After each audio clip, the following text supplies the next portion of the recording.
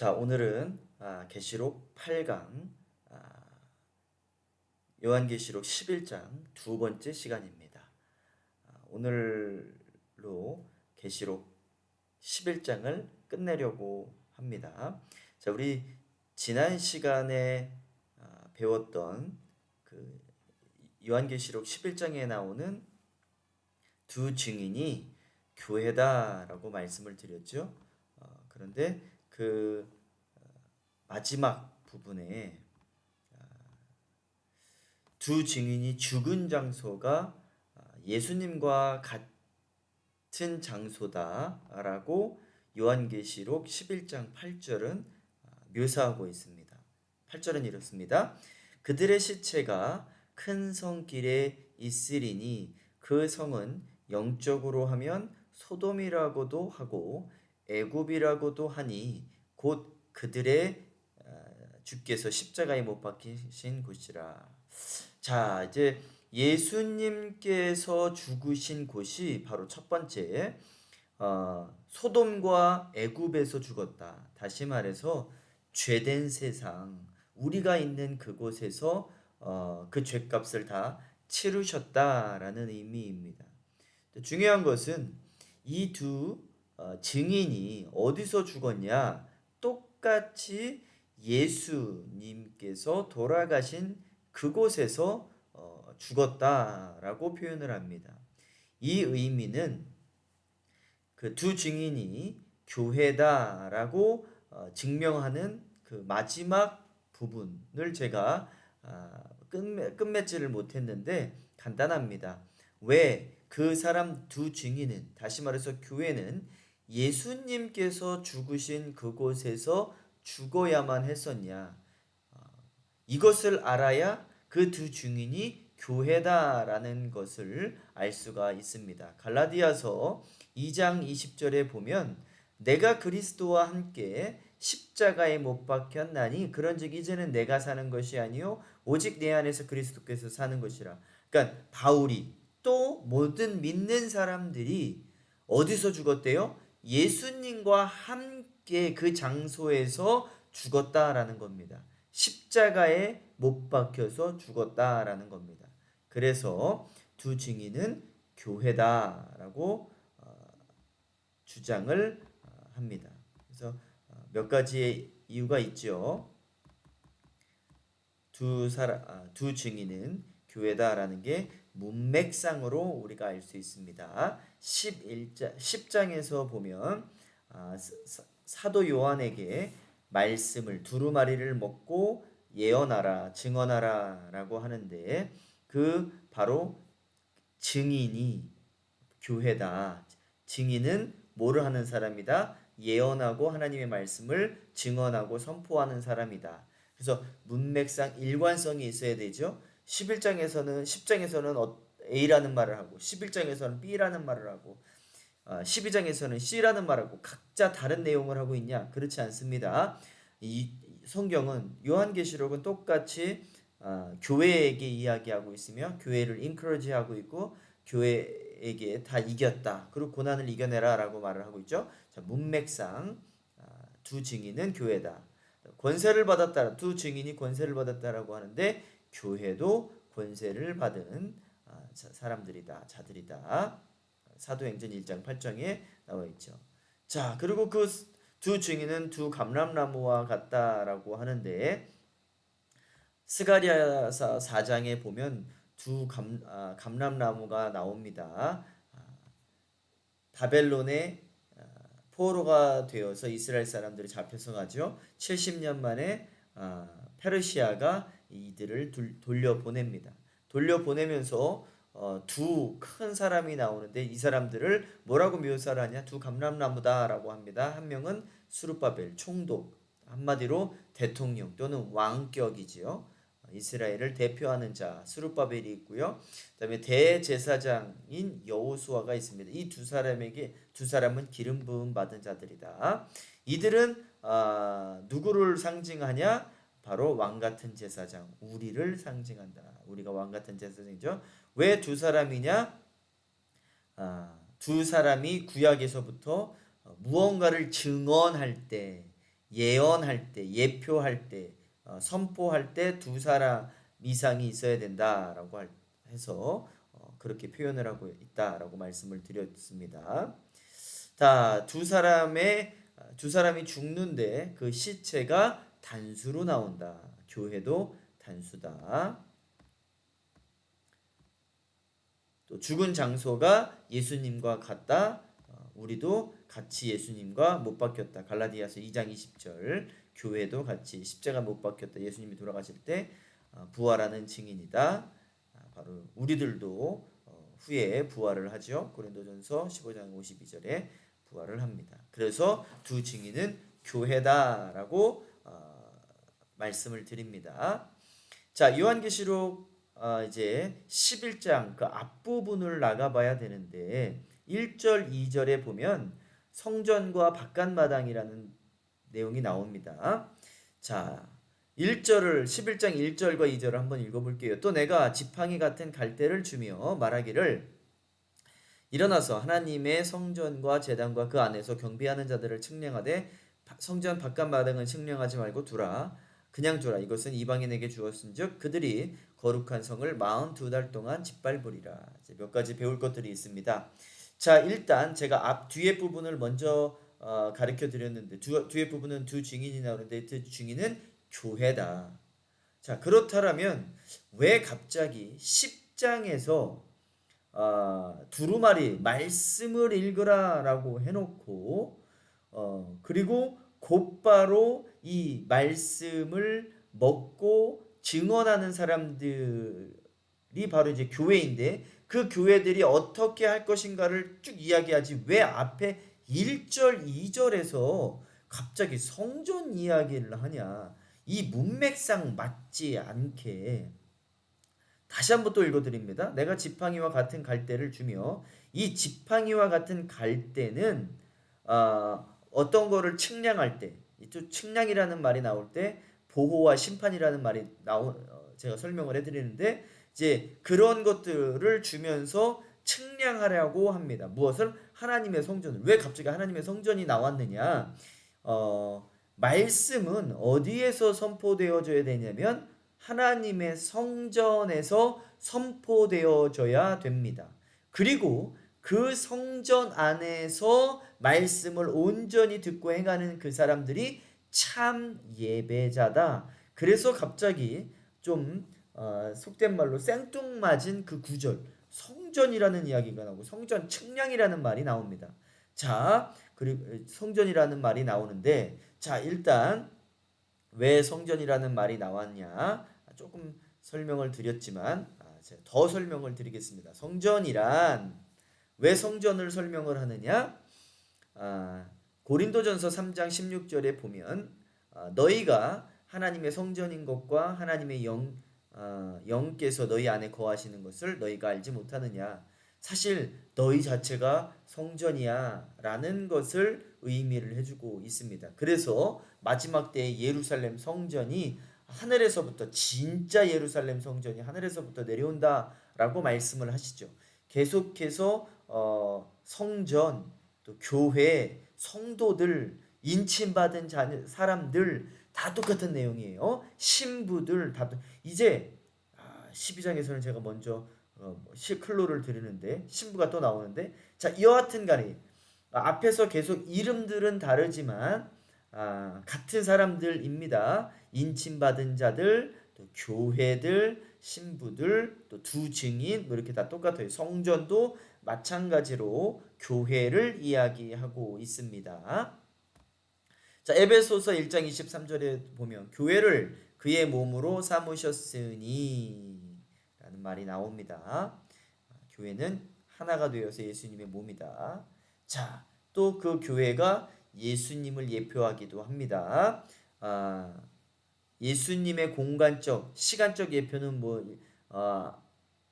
안식일, 또 일곱 절기 또 있고요. 또 이제 사람적인 예표는 모세가 그렇고 요셉이 그렇고 다윗이 그렇고 또 사물적인 예수님의 예표가 있습니다.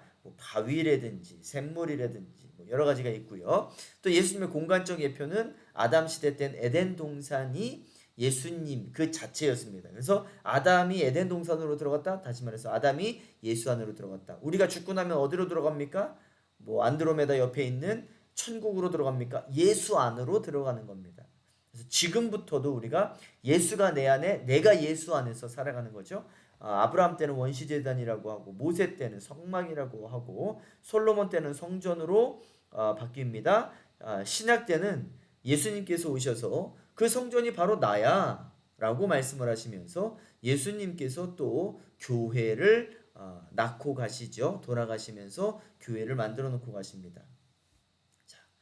자, 그것이 바로 예수님의 공간적 예표다. 우리 교회는 예수님의 공간적인 예표. 다시 말해서 우리가 예수님을 예표한다, 대표한다라는 거죠. 자, 성전이라는 것을 왜 성전이라는 말이 나왔지? 항상 영적인 의미를 가지고 있어야 됩니다. 자, 성전의 바깥 부분을 뭐 짓밟히게 내버려 두라 뭐 이렇게 이야기를. 그럼 성전이라는 것은 우리 교회를 이해하고 있다라는 것은 우리가 앞에서 좀 전에 배웠는데, 그럼 바깥마당이란 무엇이냐? 쉽게 표현을 하면 인간은 영혼 육으로 되어 있지요. 영은 내 안에 있는 하나님 성령을 모시는 방 같은 것이라는 말할 수 있죠. 또 다른 말로는 뭐 기도하는 마음, 하나님을 찾는 마음, 이 영, 인간에게만 주신 하나님을 찾을 수 있는 특권을 주셨죠. 동물은 하나님을 찾을 수 있나요? 다시 말해서 기도하는 마음이 있나요? 식사를 할 때 신에게 기도를 하고 밥을 먹나요? 그렇지 않죠. 그 말은 동물에게는 하나님을 찾는 마음을 허락하지 않으셨다라는 것입니다. 자, 그러면 성전의 바깥 부분이라는 혼이라는 것은 나를 얘기하는 거, 이 육체라는 것은 성전의 바깥 부분을 말한다라고 말할 수 있겠죠. 자, 근데 이제 그것을 측량하라고 합니다. 그럼 도대체 이 측량이라는 것을 왜 할까? 왜 중요합니다. 이 측량은 꼭 받아야만 됩니다. 우리가 이 측량이라는 것은 너희를 스스로 테스트하라, 믿음이 있는지 확정하라라고 하지요. 확정했을 때 살아남는 자들이 진짜 참 예배자들, 참 그리스도인들이죠. 그래서 측량이라는 말이 히브리어로 메트레손으로 뜻은 보호라는 뜻도 있고 심판이라는 뜻이 있습니다. 에스겔 40장 42절에 보면 보호라는 의미를 가지고 있고요. 사무엘하 8장 2절이나 열왕기하 21장 13절에 보면 심판이라는 의미를 갖고 있습니다. 여러분, 심판도 마찬가지로 두 가지 양면성을 갖고 있죠. 우리에게는 구원이지만 안 믿는 사람들에게는 멸망입니다.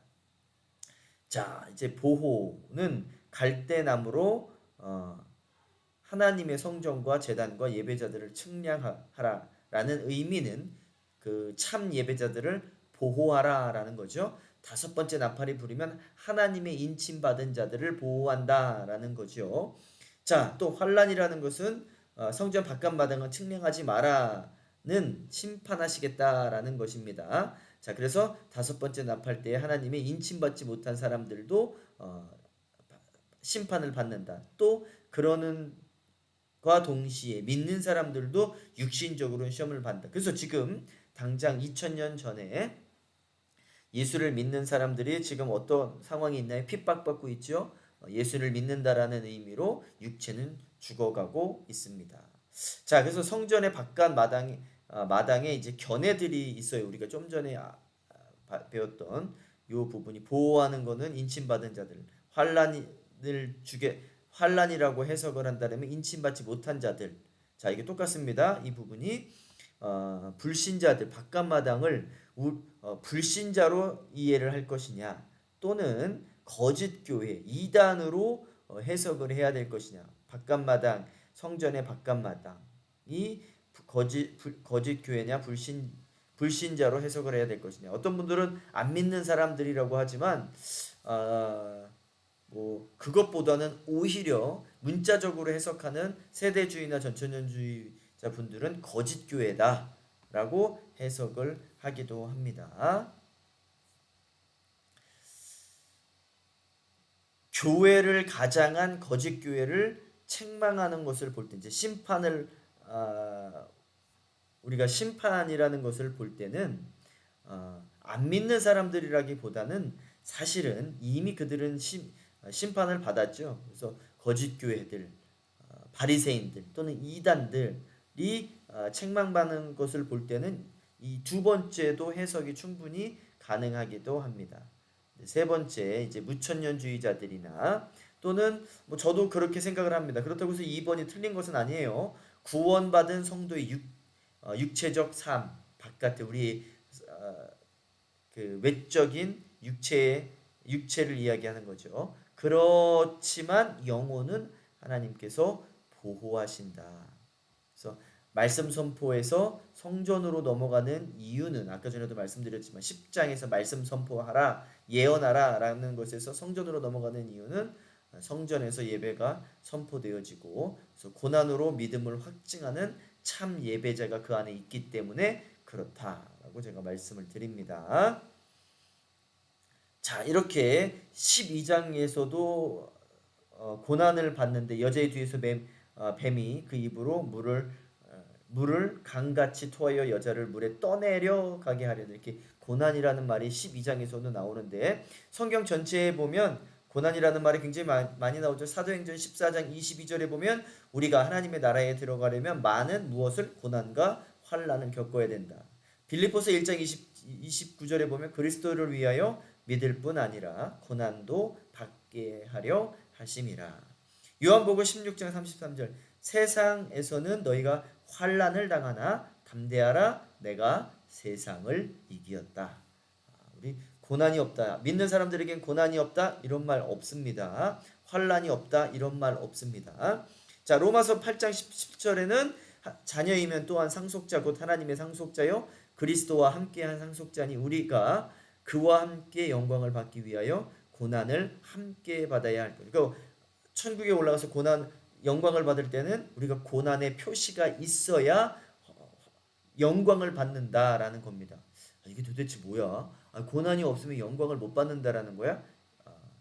제가 간혹 좋은 예제를 똑같은 예제지만 항상 드리는 건데 이런 겁니다. 우리가 밖에 나가다가 올림픽 금메달을 주셨어요.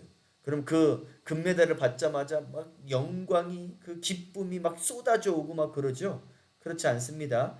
그 금메달을 딴 사람들은 우는 이유가 자기가 이겨왔던 그 고난의 생군들이 생각나기 때문에 그렇습니다. 그래서 어떤 유도 선수가 우리나라 유도 선수가 금메달을 따고서 울면서 이 금메달을 들면서 이런 인터뷰를 하는 것을 봤습니다. 나보다도 더 많이 땀을 흘린 사람은 이것을 가져가라. 그래서 땀을 흘린 만큼 고통스러웠던 것만큼 영광도 크다라는 의미예요. 자, 마태복음 10장 28절에 몸은 죽여도 영혼은 능히 죽이지 못하는 자들을 두려워하지 말고 오직 몸과 영혼을 능히 지옥에 멸하실 수 있는 이를 두려워하라. 자, 고린도후서 6장 9절 무명한 자 같으나 우리는 유명한 자 같으나 유명한 자여 죽은 자 같으나 보라 우리가 살아있고 징계를 받은 자 같으나 죽임을 당하지 아니하고 근심하는 자 같으나 항상 기뻐하고 가난한 자 같으나 많은 사람을 부유하게 하고 아무것도 없는 자 같으나 모든 것을 가진 자로다. 그렇습니다. 우리는 이렇게 고난을 받고 있는 거 무명한 것 같고 뭐 내가 이게 지금 살고 있는 건가 꼭 지는 루저 같기도 하고 막 돈도 없는 것 같고 건강하지도 않은 것 같지만 우리는 그렇지 않다라는 것을 깨달으라는 말씀이시죠. 자, 그런데 이 짓밟히는 성전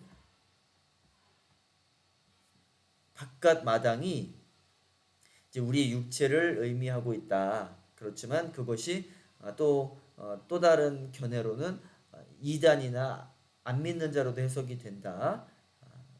그렇게 해석하고 있는 분들도 있다. 그것은 이제 여러분들이 선택하기 나름입니다.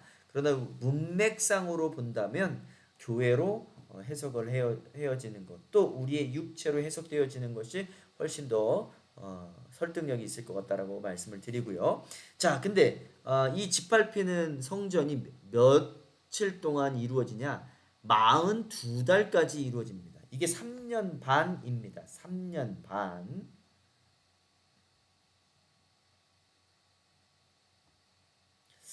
자, 2절에 보면 성전 바깥마당은 측량하지 말고 그냥 두라. 이것은 이방인에게 주었은즉 그들이 거룩한 성을 42달 동안 짓밟으리라. 42개월 동안 짓밟으리라.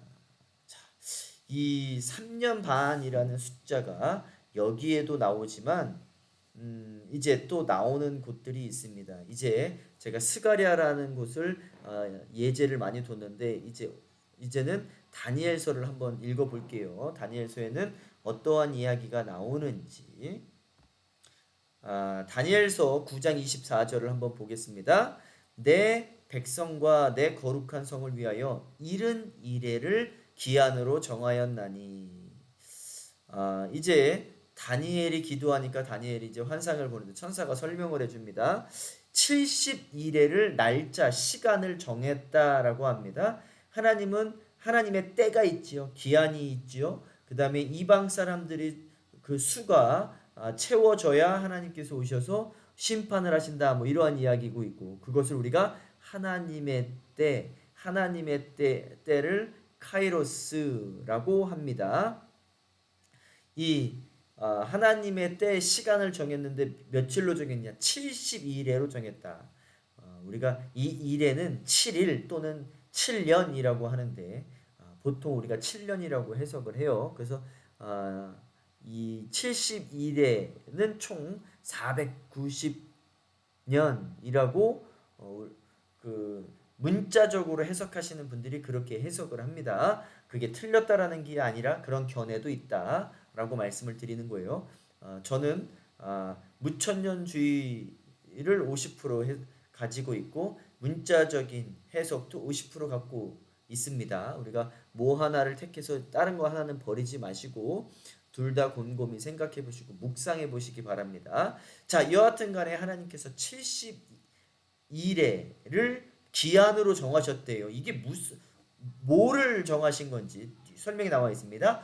허물이 그치며 죄가 끝나며 죄악이 용서되며 영원한 의가 드러내며 환상과 예언이 응하며 또 지극히 거룩한 이가 기름 부음을 받으리라. 기름 부음 받는 사람이 누구일까요? 그리고 그분이 오시면 죄가 끝나고 죄악이 영원히 용서되어지고 그런데요. 그걸 72일에로 정해 놓으셨대요. 기름 부음 받은 분이 누굴까요? 그러므로 너는 깨달아 알지니라. 예루살렘을 중건하는 날이 영이 날 때부터 중건하라는 영이 날 때부터 그러니까 중건하라라고 선포되어진 그날부터 기름 부음을 받은 자 곧 왕이 일어나기까지 7일에와 62일에가 지날 것이요. 말이 복잡하고 어렵죠. 그 곤란한 동안에 성이 중건되어 광장과 거리가 세워질 것이며 이래 후에 기름 부음을 받은 자가 끊어져 없어질 것이며 장차 한 왕의 백성이 와서 그 성읍과 성소를 무너뜨리려니와 그의 마지막은 홍수에 휩쓸림 같을 것이며 또 끝날까지 전쟁이 있으리니 황폐할 것이 작정되었느니라. 이게 지금 멸망을 이야기하고 있는 것 같습니다. 그런데 그 70일을 62일에로 나누고 또 7일에로 나누고 뭐 복잡해요. 그리고 또 마지막에는 그가 장차 많은 사람들과 더불어 한 일해 동안의 언약을 굳게 맺고 그가 일해의 절반의 제사와 예물을 금할 것이며 또 포악하며 가증한 것이 날개를 의지하여 설 것이며 또 이미 정한 종말까지 진노가 황폐하게 하는 자에게 쏟아지리라 하였느니라 하니라. 복잡하지요. 자, 일단 하나님께서 다니엘 때에 70일에를 정하셨어요. 그리고 7일에도 있고 62일에도 있고 마지막 한 일회가 남아 있대요. 그걸 다 합치니까 71회래요. 이게 지금 무엇을 이야기하냐? 문자적으로 해석하시는 세대주의나 전천년주의자들은 이 부분을 이렇게 해석을 합니다. 7일에는 1에는 7일 또는 7년이라고 말씀을 드렸죠. 여기서는 7년이라고 해석을 하는 것이 더 좋습니다. 그래서 예루살렘 성전을 재건하라라고 말씀을 그런 영이 선포가 되어졌다라고 했죠. 자, 먼저는 7일에 이 7일에는 어떠한 시간이냐? 7일에는 7년. 그래서 77에 49 해가지고 예루살렘 성전이 제거되어진 기간이 49년이다. 이렇게 우리가 성경을 해석을 하다 보면 얼추 이렇게 맞아 떨어집니다. 자, 그리고 7일에는 바로 예루살렘 성전을 재건한 기간이다. 62일에는 62 곱하기 7년을 곱하기 하면 434년이에요. 재건 후 메시아 오기 전까지의 기간이에요. 그러니까 7일에가 지나면 예루살렘 성전이 재건되어지고 또 다시 62일에가 지나고 나면 메시아가 온다. 그래서 아까 전에 어디서 그랬죠? 다시 한번 가볼까요? 자, 이렇게 기름 부음을 받은 자가 나타난다. 그 사람이 뭘 한다? 죄를 끝이게 하며 죄를 용서한다. 바로 예수님이죠. 자, 그래서 7일에는 예루살렘 성전 재건, 그것이 또 끝나고 62일에면 434년이면 그때 뒤에는 예수님께서 출현하신다. 그러니까 7일에와 62일에를 합치면 69일에죠. 480년. 그러니까 다니엘로부터 483년에는 예수님이 메시아가 출현한다. 근데 날짜가 얼추 맞아 떨어집니다. 그렇게 문자적으로 해석하시는 분들은 이렇게 해석을 합니다. 저도 이거에 대해서는 디스어그리 부정하지는 않아요. 자, 그런데 예수님의 오시는 것은 두 번 나눠서 오시죠. 초림과 재림입니다. 그래서 이제 초림 때는 그렇게 이제 얼추 맞아 떨어졌어요. 그런데 이제 이렇게 총 합치면 69일인데 하나님께서는 정해놓기를 몇 년을 70일에를 정해놨다라고 했죠. 그러면 한 일회가 남네요. 그지요? 그 한 일회는 한 일회가 남네요. 한 일회는 7년이라고 했죠. 그러면 7 곱하기 1은 7년입니다. 이게 7년이 남았는데 그래서 그가 장차 많은 사람들과 더불어 한 일회 동안의 언약을 맺고 도대체 이 한 일회는 무엇이냐? 그가 일의 절반의 제사와 제물을 금지할 것이며 또한 가증한 것이 날개를 의지하여 설 것이며 또 이미 정한 종말까지 진노가 황폐하게 하는 자에게 쏟아지리라 하였느니라 하니라. 자, 이 가증한 것이 날개를 의지하고서 있는데 이것은 예수님의 재림 때에 있을 일들이다. 그리고 그 7년 동안엔 환란이 있을 것이다. 이제 아직 남은 이 한 일회가 있잖아요. 도대체 이 일회는 무엇이냐? 라는 얘기가 나와서 7년 대환란이 이야기가 나온 겁니다. 7년 대환란이 어디서 나왔냐? 바로 다니엘 9장 27장에서 나온 것이 바로 이 7년 대환란입니다. 그리고 7 재앙이 있잖아요. 그것이 이제 맞이떨어지잖아요. 7 재앙과 7년. 그래서 이게 7년 대환란이다 라고 옛날서부터 주장을 해온 거죠. 우리는 또 그렇게 배워왔고요.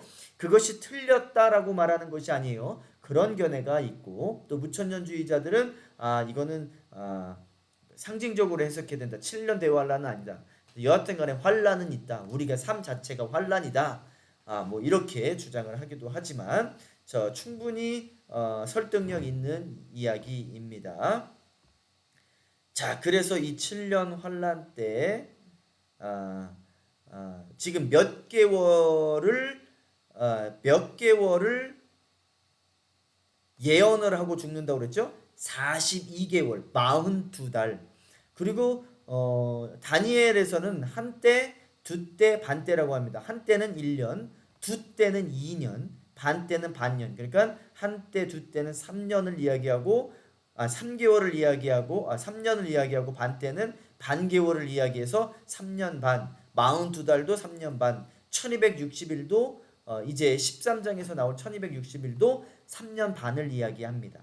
그래서 요때 죽어서 부활하고 승천한다라고 하죠. 그래서 7년 환란 중간에 3년 반에 부활을 한다라는 이야기가 이때 나오는 겁니다.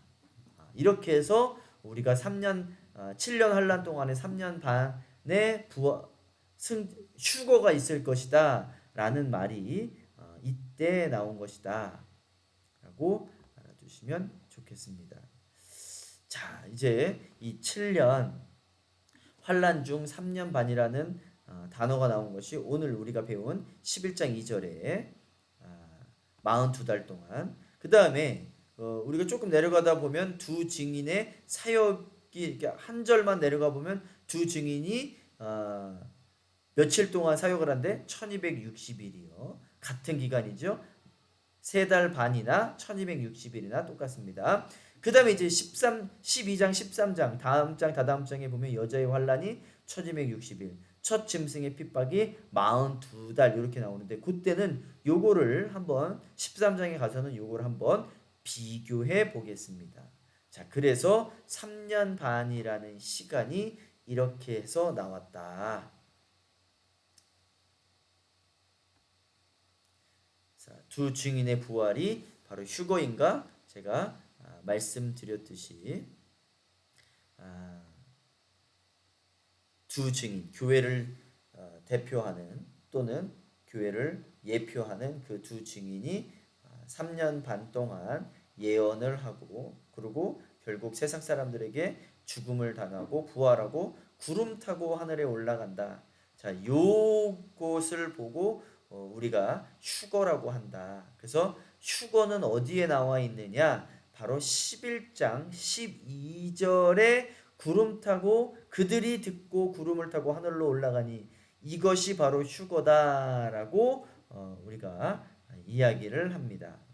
전천년주의자들이나 세대주의자들은 제가 말씀드렸듯이 저는 무천년주의를 50%, 전천년주의를 50%를 받고 있기 때문에 이것도 충분히 가능한 일이다라고 생각을 하고 있습니다. 자, 그래서 휴거는 어디에서 나온다? 요한계시록 11장 12절에 또 몇 년 뒤에 7년 환란 중 3년 반. 왜냐하면 42개월 뒤 또는 1260일 뒤에 이제 죽고 부활한다고 하니 아마 3년 반, 7년 대환란 중에서 3년 반의 휴거를 받을 것이다. 이 7년은 어디서 나왔다?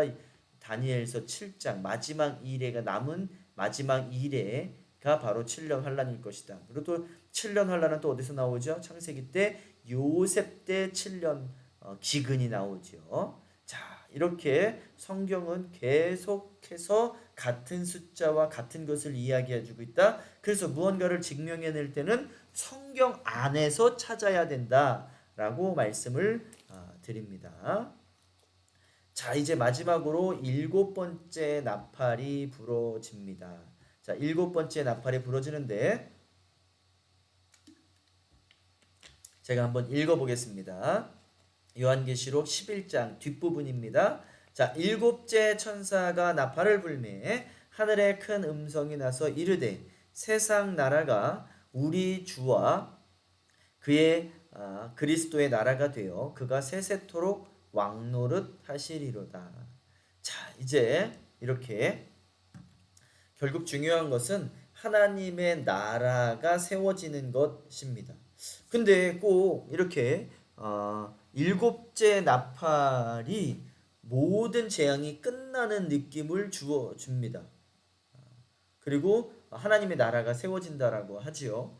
그러니까 7째 나팔 재앙이나 인재앙이나 또 대접 재앙이나 같은 것이 아닐까라고 주장하는 무천년주의자들이 주장하는 것이 바로 이러한 이유에서입니다. 자, 하나님 앞에서 자기 보좌에 앉아 있던 24장로가 엎드려 얼굴을 땅에 대고 하나님께 경배하여 또 이렇게 천상계에서 예배가 또 나오고 있죠. 이르되 감사옵나니 옛적에도 계셨고 지금도 계신 주 하나님 곧 전능하신 이여 친히 큰 권능을 잡으시고 왕노릇 하시도다. 일곱째 나팔에서는 어떠한 재앙들이 나온다라기보다는 하나님께 예배드리고 하나님의 나라가 완성되어지는 모습이 그려지고 있어요. 이방인들이 분노하며 주의 진노가 내려 죽은 자를 심판하시며 종선지자들과 성도들과 또 작은 자들에게 큰 자든지 주의 이름을 경외하는 자들에게 상 주시며 또 땅을 망하게 하는 자들을 멸망시킬 때로소이다 하더라. 이에 하늘에 있는 하늘의 성전이 열리니 성전 안에 하나님의 언약궤가 보이며 또 번개와 음성과 우레와 지진과 큰 우박이 있더라. 그래서 이렇게 우레와 지진 큰 우박은 일곱째 나팔 부르면서 여섯 번째 나팔에서 우리는 저기를 하고 휴거를 받고서 이제 일곱 번째 나팔에서는 안 믿는 사람들, 남겨진 사람들은 심판을 받는다. 이게 일곱 절기와도 맞아떨어지는 내용이지요. 자, 요거를 정리를 해보면 이제 일곱째 나팔은 어떠한 의미를 가지고 있느냐? 하나님의 나라와 하나님과 예수님 나라의 완성, 성취를 이야기해주고 있다. 인간의 영모로 하나님의 나라는 깨지게 되었죠. 그리고 하나님은 하나님 나라를 회복하시려고 하고 있습니다. 이 모든 것들이 하나님 나라의 회복에 대해서 이야기를 하고 있는 거죠. 나라가 회복되어지려면 주권, 백성, 땅이 되돌려져야 됩니다. 회복되어져야 됩니다. 그래서 한 나라가 세워지려면 우리 사회 시간에 배웠죠. 주권, 백성, 땅이 있어야 한 나라가 세워진다. 근데 이것들이 깨어짐으로 이 모든 것들을 이러한 요소들을 회복시켜야 되죠. 하나님의 주권은 깨어질 수 없고 백성과 땅만 회복되면 되어지죠. 그러나 예수님의 십자가 사건으로 반역 백성이 회복되어져서 하나님의 나라를 세우는데 예수님께서 결국 공신이 되어집니다. 이제 땅만 회복돼야 하는데 요한계시록 11장 11절에 보면 바로 세상 나라가 하나님 나라로 되어지는 것을 의미를 하고 있습니다. 여섯 번째 인심판에서 일곱 번째 인심판으로 갈 때는 고요했던 것과는 달리 나팔 심판에서 일곱 번째 나팔 심판으로 갈 때는 아주 큰 음성이 하늘에서 선포되어지고 세상 나라가 우리 주와 그의 그리스도의 나라가 되어 그 세세토록 왕노릇하리로다 이렇게 말씀이 나옵니다. 심판은 있지만 계속해서 하나님의 나라는 완성되어져 가고 있다라는 것을 말씀드리고요. 24장로는 4장 4절, 7장 11장, 11장 16절에서 계속해서 언급되어지는데 이들은 천상의 교회의 대표자들로서 계속해서 영원하신 하나님을 찬양하고 있습니다. 또 지상교회의 본이 되어주고 있죠. 지상교회는 싸우고 깨어지지만 천상교회는 그렇지 않습니다. 세상에서 조롱과 멸시받던 예수는 천국에서 왕이 되시고 그 위에 위엄을 떨치실 때 선지자들과 작은 큰 성도들은 다 상을 받지요.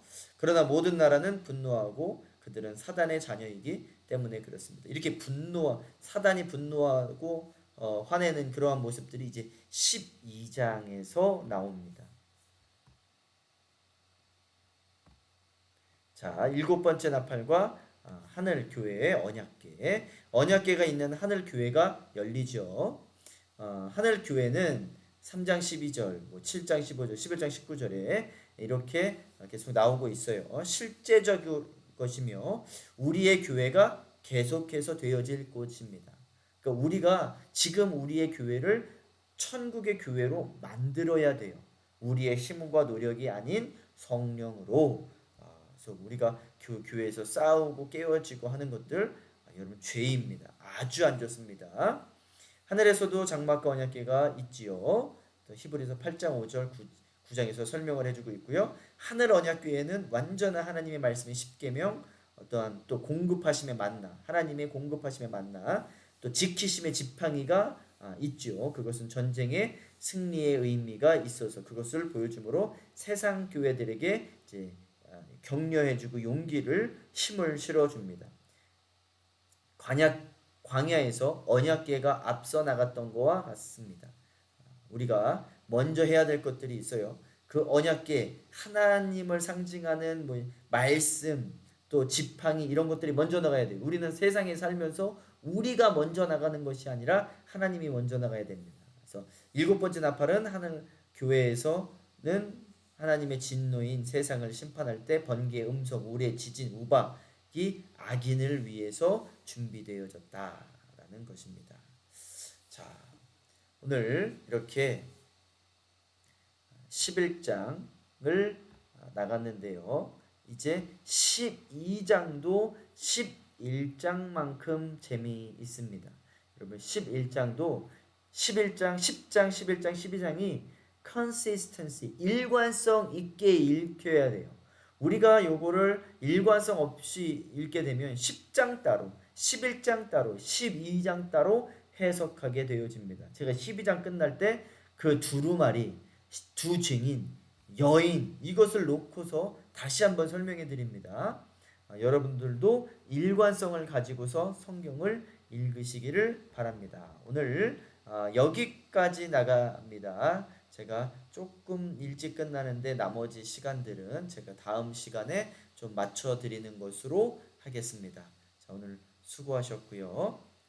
계속해서 요한계시록을 함께 묵상해 주시면 감사하겠습니다.